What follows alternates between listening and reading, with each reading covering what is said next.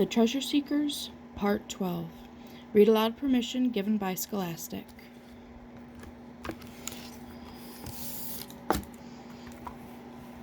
Trapped. The Thea sisters got back on their bikes. Nikki balanced the tapestry on her handlebars again as the five friends pedaled cautiously, keeping a sharp eye out for Cassidy, Stan, and Max. "There they are!" Pamela shouted, pointing in the distance. "Down there! They're headed this way! Quick, let's hide!" A moment later, the Thea sisters and their bikes were covered by the bushes. Stan and Max passed nearby without noticing them. "We're going to be in trouble this time," Max complained. "Yeah, we let the mice get the better of us again," Stan agreed, shaking his snout. The Thea sisters held their breath as the two mice hurried by, grumbling and complaining. When they had finally passed, the Thea sisters stepped out of their hiding place. "Back on the bike, sisters," Paulina urged. A few minutes later, the friends had reached the location of the coordinates. They were expecting to find a cave, or some sort of remote clearing that housed a sparkling garden created by a dear friend. But all the Thea sisters saw in front of them was a field that seemed just like the rest of the bird sanctuary. The only remarkable thing about the location was a large tree growing from what looked like a cement pedestal. "Is it possible this is where the treasure is hidden?" Pam asked as she circled the tree. "Maybe things have changed since Aurora's day, and the treasure doesn't exist anymore," Violet said sadly. "Well, I think it's here," Nikki squeaked confidently. "We just need to figure out where it's hiding." The friends looked around without talking. But then, a high-pitched squeak broke the silence. "Aha!" the voice said. "I found you!" The Thea sisters found themselves snout to snout with the woman in the black hat and sunglasses who had been following them for days. "Why are you tracking Aurora and us?" Nikki asked. "That doesn't concern you," the mouse replied as she grabbed Pam by the arm. "Tell me where the treasure is." "You're hurting me," Pam squeaked. Nikki was about to run to her friend's defense, but Violet put her paw out to stop her. The Thea sisters looked at one another. There were 5 of them, and just one of her. The power of their friendship was strong enough to defeat her without fighting back.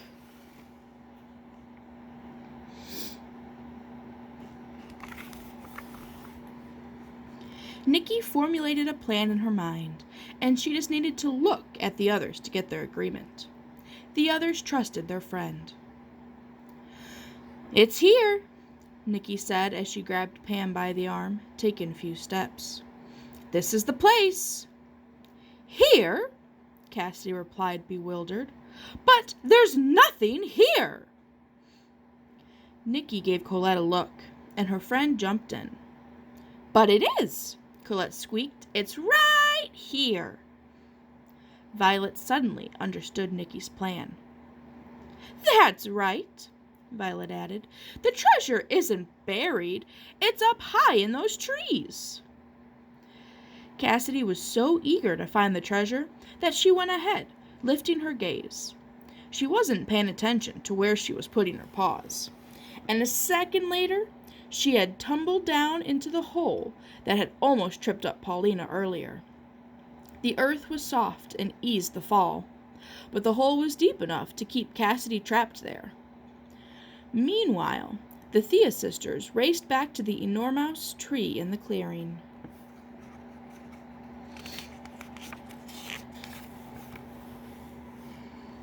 The Alabaster Garden. When they reached the clearing, Colette approached the giant tree. "You know, Violet," Colette began, "when you told that rat the treasure was in the tree, you made me think of something." "What do you mean?" Violet asked. "This could be exactly where the treasure is hidden," Colette explained. Maybe this tree is the treasure. Or maybe it's the friend who guards it, Pam exclaimed. The guard is a friend with feet so deep. Yes, Violet exclaimed, smiling. So, where is the alabaster garden? Paulina asked, looking around uncertainly. The last line of the tapestry is, "In its arms this precious gift will keep," Nicky recited. Let's look at the tree more closely. The Thea sisters surrounded the tree and began to examine its thick trunk. In its arms, Colette whispered to herself. Maybe the arms are the branches? Yes, but they're so thick and high, Nicky remarked. Could they really hold a treasure? Suddenly Paulina gasped. Look! She cried. She pointed to part of the tree trunk that seemed almost braided together.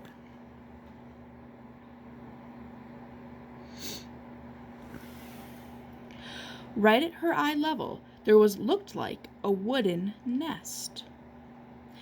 In it was a small box with the initials ABL carved into the lid. It's the treasure, Paulina said. She gently lifted the box from the nest and placed it on the grass as her friends gathered around it.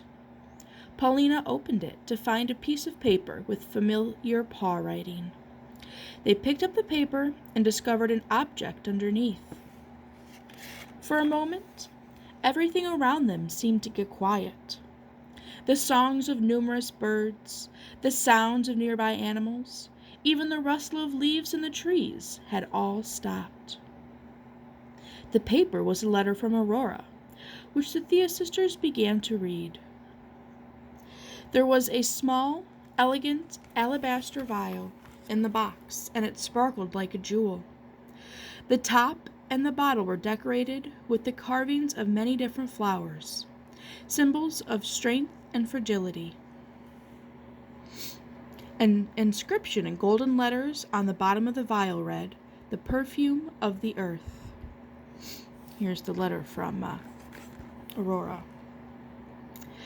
Dearest Petra, your intrepid and pure soul has led you here. If you have found this box, it means I didn't manage to complete my mission, and I am trusting you with the precious result. You have the perfume of the earth in your hands.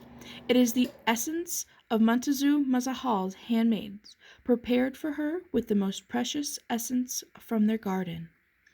It was created with ancient herbs, and there is no purer scent in the world. Despite the fact that it is centuries old, this perfume is so refined that it hasn't evaporated or lost its power. Perhaps this is because it was created by a friend for a friend, and true friendship never dies. It is an incredibly rare artifact, but I think its greatest value is that it reminds us how precious our earth is, and how long-lasting friendship can be. Take care of it, sweet Petra, as I would have done. Signed, Aurora.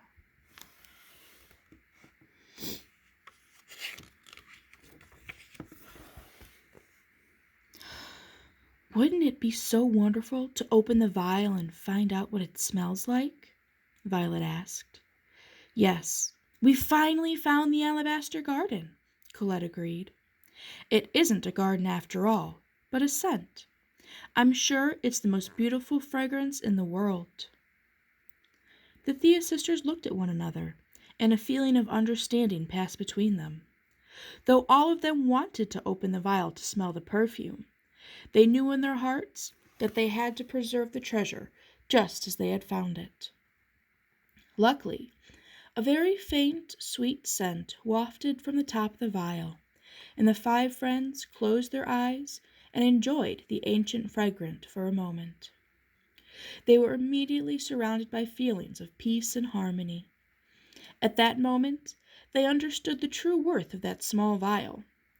It gives the gifts of serenity and love. Now that they had finally recovered the first of the 7 treasures, the Thea sisters knew that they were close to completing their mission.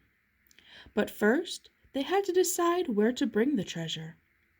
They knew they had to entrust it to the right mice so that it would always be safe. A blast from the past. The Thea sisters quickly hatched a plan. The vial was safe for the moment, but they had to get back to the city as soon as possible. They wanted to be sure the treasure stayed in India, where it had been found, and they decided to bring it to the nearest university. From there, it could be donated to a museum or preserved in the best way possible so it could be admired by everyone. They hopped on their bikes and had almost left the bird sanctuary when they heard a gruff voice. "There you are!" A moment later, 4 silhouettes appeared on the path in front of the friends. It was Stan, Max, a muddy Cassidy, pulled out of her hole by the colleagues, and an elegant-looking mouse wearing mirrored sunglasses. The group blocked the entire path, and the Thea sisters were forced to brake and stop to avoid going off of the road. "Let us pass!" Paulina protested. "No way!" the rat in sunglasses replied, shaking his head. "Who are you?" Pam asked. "Someone who would like to enjoy Aurora's treasure." "Those are Professor von Klotzwick's words," Violet squeaked. The mouse laughed. "My great-grandfather and I have much in common." The friends looked at one another, surprised. Just as Aurora had a century before, they were going snout to snout with the greedy, ruthless Klotzwick. "We don't want to keep the treasure," Paulina protested. "We want to carry out Aurora's dream and give the ancient treasures back to the world." Klotzwick burst out laughing again. "Then you 5 are just as naive as she was. Now tell me, where is the garden? I've searched the entire sanctuary and I haven't found it." "Maybe you don't know where to look," Colette said cryptically. "Okay, I've had enough of your games," the mouse growled. "Stan, Max, get them!" At that moment, the Thea sisters heard a car horn. The sanctuary entrance was just a few feet away, and a red pickup truck came rumbling up. A snout popped out of the passenger window, and they recognized it immediately. "Come on, friends!" Aditi cried. The 4 thugs were distracted by the unexpected interruption, and the Thea sisters quickly took advantage. They darted towards the truck and quickly tossed their bicycles in the back before they jumped into the truck. Violet held the tapestry, and Nikki was the last to board, clutching the vial. "Go, Dad, go!" Aditi said. "What made you come back for us, Aditi?" Nikki asked as soon as it was clear that they had gotten a safe head start. "When I returned to the restaurant, my father told me that as soon as you had left, 3 mice had come by and asked about the 5 of you. He told them you were taking a trip, but I had a bad feeling. You didn't tell me much, but I knew you were searching for something precious, so I was worried. We waited a bit, but when you hadn't returned yet with the bikes, I convinced my dad to come and look for you." "Whew, I've never been happier to see any mouse in my life," Nikki sighed with relief, and she leaned back against the seat and closed her eyes. A dream for the future. "I can't wait to get back to Mouseford Academy so I can put my paws up and relax for a bit," Violet said as they waited for their bags at Whale Island Airport. "It really was an extraordinary trip," Paulina said. "Trip?" Nikki said. "Don't you mean trips? We visited so many different places. Scotland, England, France, Mexico, India. To think that we were just supposed to have a quiet vacation at a relaxing Scottish farm." "I know," Colette agreed. "I already miss Beatrice. She was so happy that we were successful. "There they are!" Pam exclaimed, pointing to the 5 backpacks slowly making their way down the conveyor belt. Nikki quickly grabbed her bag. "I say we finish reading Aurora's journal tonight," Paulina proposed as they left the airport. "Yes," Colette agreed. "We've been so busy. I can't believe we haven't gotten through all the pages yet. But tonight we can have a relaxing evening rereading Aurora's words and continuing to relive the Marvmouse adventures of the 7 treasures." And so, that evening, the 5 friends gathered together to read. 19th of April. Dear Diary, it was so hard not to tell everything to my little sister, but I believe it's better this way. Now she has the key to find the alabaster garden, but the treasure is still safe. The book spoke of 6 other places where there are treasures. I'm ready to go find the next one. But once again, I'm convinced that the best solution would be to entrust it to one of my sisters. I have a mission now, dear diary, to find all the most precious treasures of the world and make sure that no one uses them for their own personal gain. I will not stop until I have finished. And when I have done it, I will return and retrieve each one. Then I'll make sure that they are preserved in the best way possible and can be enjoyed by all. No one can stop my dream because our dreams make us who we are. The Thea sisters closed the journal and went to sleep. The exhaustion from their travels made it easy for everyone to fall asleep at once. Well, everyone but Nikki, that is. She lay awake in bed, thoughts racing through her head. The mysterious enemy who had been chasing them from the country to country had been uncovered. He was a descendant of Jan von Klotzwick, and he shared Aurora's teacher's nasty intentions. There were still 6 treasures out there, and something told Nikki he would not stop until he found them. Perhaps she and her friends would soon find themselves in the middle of a new adventure to protect Aurora's dreams.